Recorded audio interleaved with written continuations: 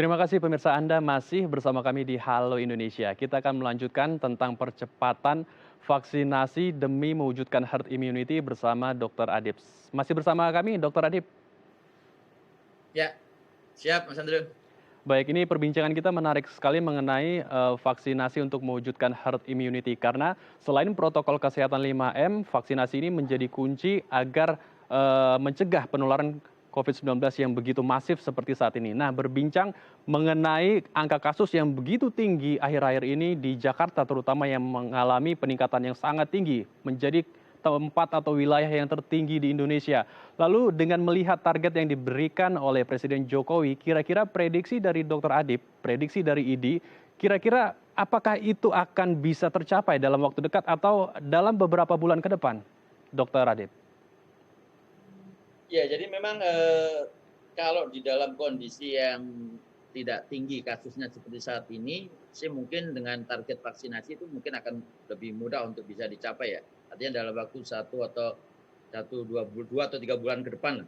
Cuman pada saat ini dengan konsentrasi daripada baik itu tenaga medis, tenaga kesehatan maupun dari pemerintah daerah juga terkonsentrasi dengan penanganan pandemi COVID, maka tentunya ini akan sulit sebenarnya untuk bisa tercapai dalam waktu 2 atau 3 bulan ke depan.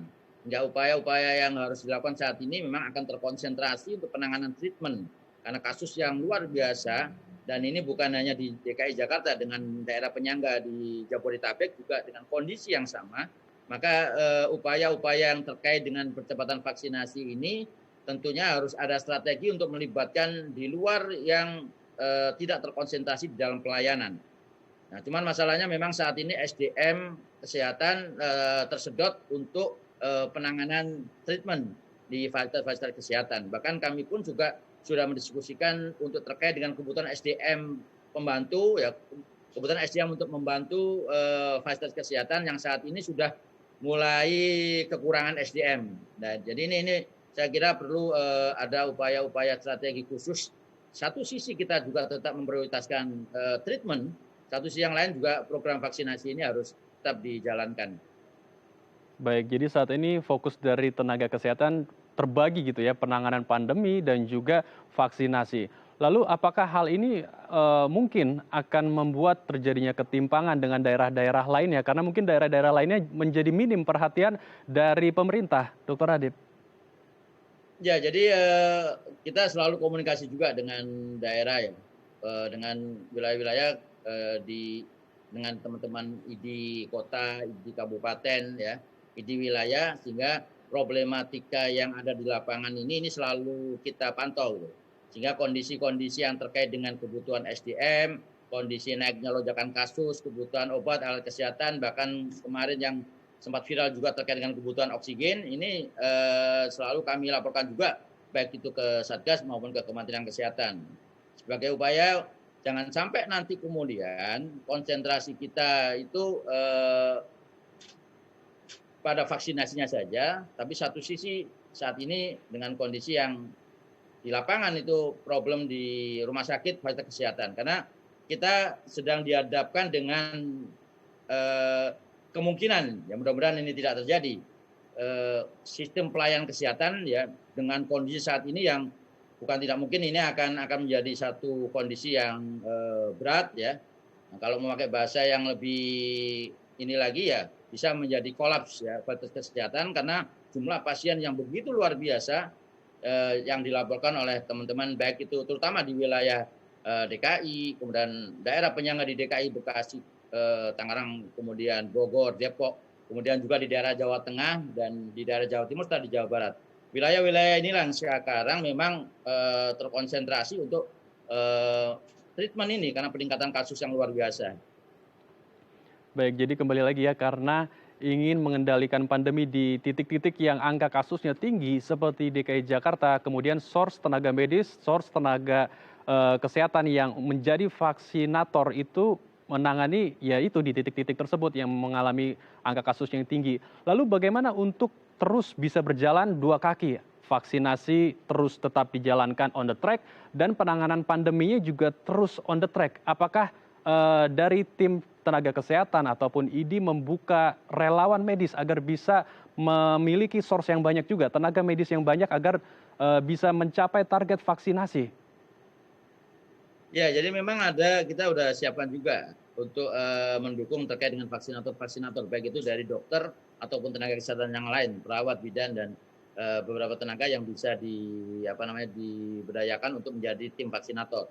Tapi sekali lagi pada saat sekarang dengan kasus yang memang naik, resource ini memang terbagi dua.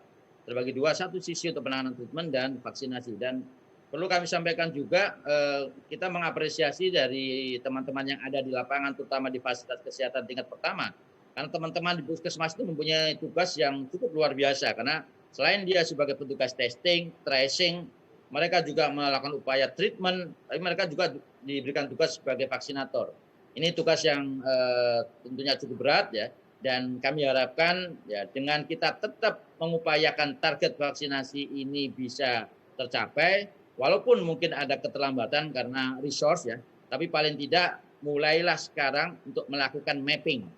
Mapping dengan kemampuan, terutama kemampuan SDM, sekaligus juga mapping untuk tupoksi tugas dari SDM ini supaya treatment masih bisa ditangani dengan baik, tapi vaksinasi juga bisa tetap mencapai target. Baik, kita harapkan ini semua bisa tercapai dengan baik ya, vaksinatornya juga bisa mencukupi untuk menangani vaksinasi dan juga untuk menangani pandeminya sendiri. Lalu ketika masyarakat sudah mencapai herd immunity atau kekebalan komunal, apakah ini menjadi sebuah garansi agar masyarakat itu bisa aman dari penularan COVID-19, Dr. Adib? Ya, jadi perlu kami sampaikan, vaksin ini tidak kemudian orang menjadi tidak terpapar atau kebal benar-benar tidak akan terkena COVID. Jadi ini menjadi satu bagian sebenarnya, sehingga upaya protokol kesehatan itu juga tetap harus kita capai. Kecuali kalau kita dihadapkan dengan satu kondisi yang memang cakupan vaksinasinya 70% dari populasi, mungkin kita bisa untuk kemudian sedikit mengendorkan terkait dengan protokol. Selama kita belum mencapai 70% dari populasi, maka protokol kesehatan tetap menjadi upaya yang harus dilakukan. Kita tahu bahwa ada beberapa kondisi di negara-negara yang lain yang bahkan mereka sudah mengatakan bisa lepas masker karena mereka sudah mencapai herd immunity yang sudah lebih dari 70% populasi. Nah, kita masih belum mencapai ke arah sana. Upaya percepatan ini menjadi sangat penting dan sekali lagi harapan yang harus kita sampaikan kepada masyarakat bahwa vaksinasi ini menjadi satu bagian dari penanganan pandemi, tapi tetap harus menjalankan protokol kesehatan sebelum kekebalan komunitas 70% ini terbentuk dalam satu populasi. Baik, itu dia ya. Jadi selain protokol kesehatan, vaksinasi ini menjadi faktor yang penting agar selain herd immunity juga masyarakat bisa terjaga gitu ya dengan protokol kesehatan. Udah ada barrier, udah ada tameng dan juga divaksin lebih tebal lagi tamengnya untuk tinggal bersosialisasi di tengah pandemi seperti saat ini.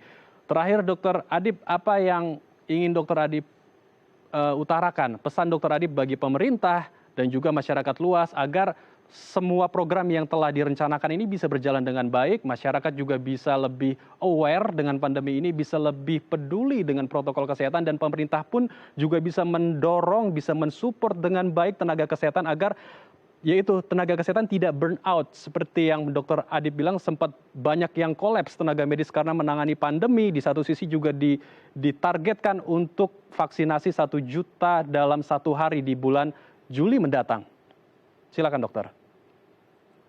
Ya, jadi tentunya pelayanan kesehatan dengan fasilitasnya, dengan SDM-nya, dengan obat punya keterbatasan.